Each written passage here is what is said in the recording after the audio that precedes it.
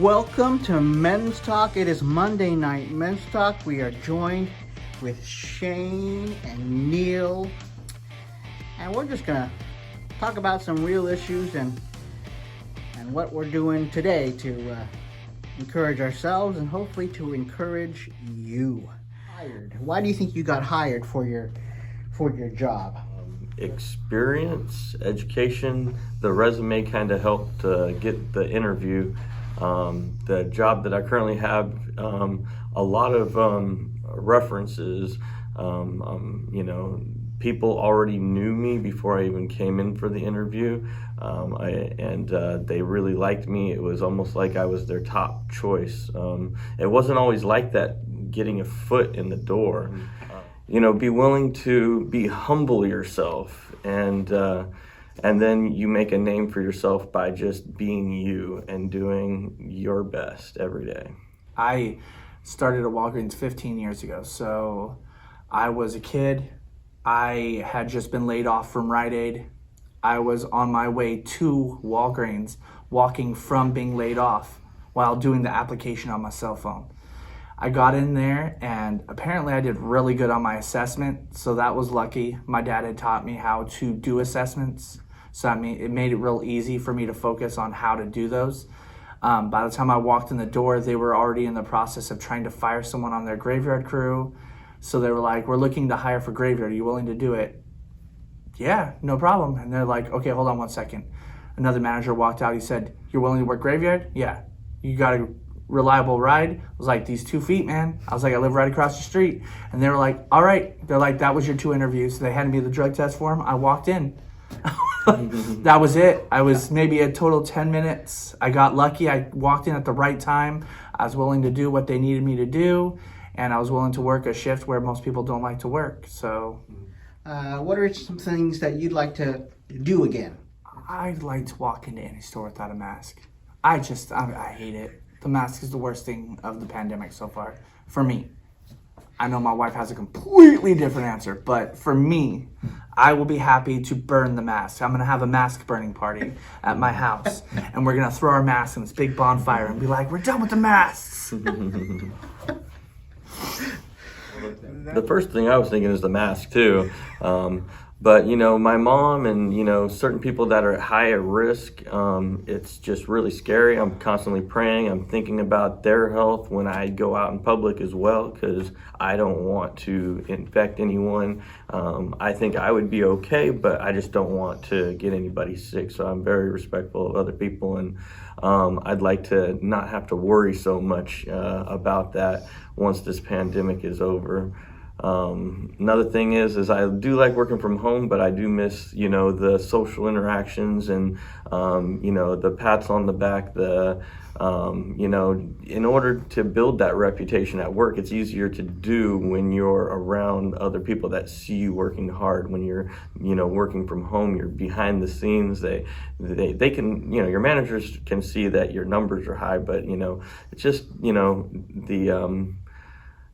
talking with other people, it's a different life, and then you can come home to your work, to your regular life. So things to just return to normal. It's been, when your home is your work environment and everybody's at home together, and I'm looking forward to where, things can kind of go back into place. What do you think is important for every husband or every father to know in order to be a good shepherd to their household? To be a good shepherd, a good leader, you have to have patience. You may want to say something or act, and you have to just be patient. It's not just about fixing the problem right now. It's about the long-term, effects, and then being kind. Like, think about, how you can, even though we can't, do certain things, think about what we can do.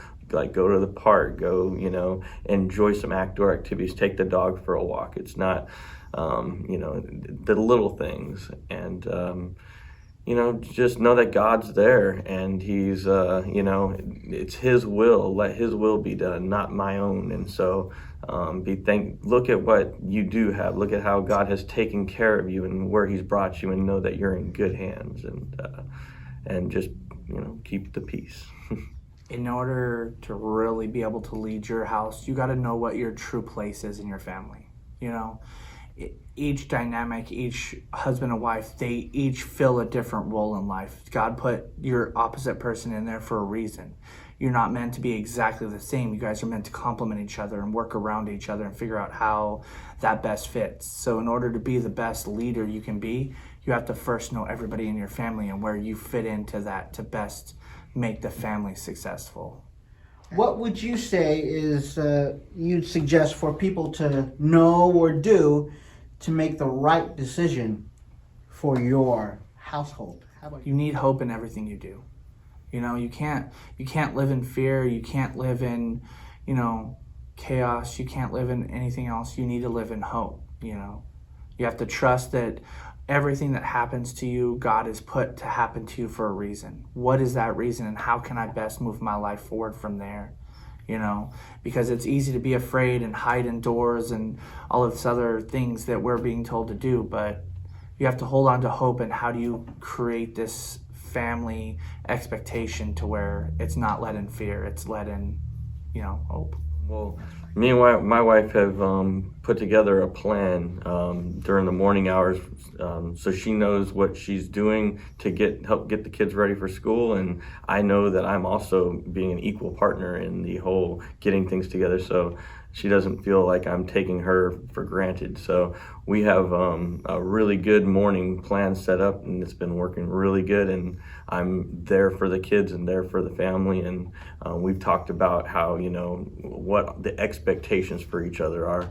Before, with just, you know, open, we set ourselves up for, you know, arguments or for the other one to feel like they weren't pulling their own weight. We've recently done the same thing for the evening.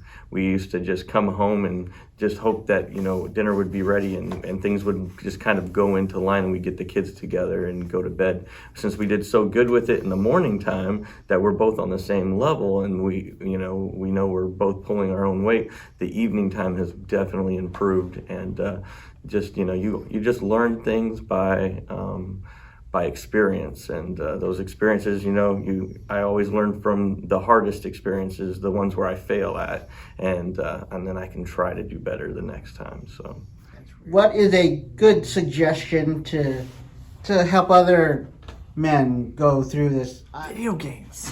I've said it before and I've said it again. The family that plays together stays together.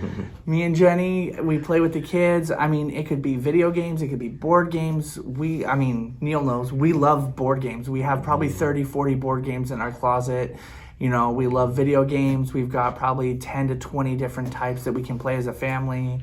We love to play. Like, it's a bonding experience. You know, it's a chance for us to, like, compete and then not compete at the same time. You know, there's some that the whole point of the game is where everybody just plays together and you make it through the game. well, one of my things is I feel like my kids should get out more and do stuff. They're always at the house, so I make it a point to take my kids, you know, to the park, let them run around and, you know, push them on the swings.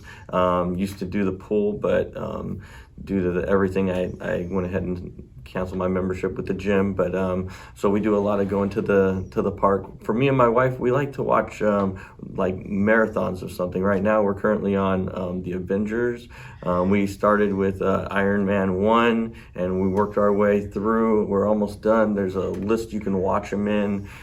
Before that, we did certain marathons of other TV shows and just kind of, you know, did that for bonding time after we put the kids to bed. So you know, that's how we kind of have something to look forward to. That's how they roll. Yes.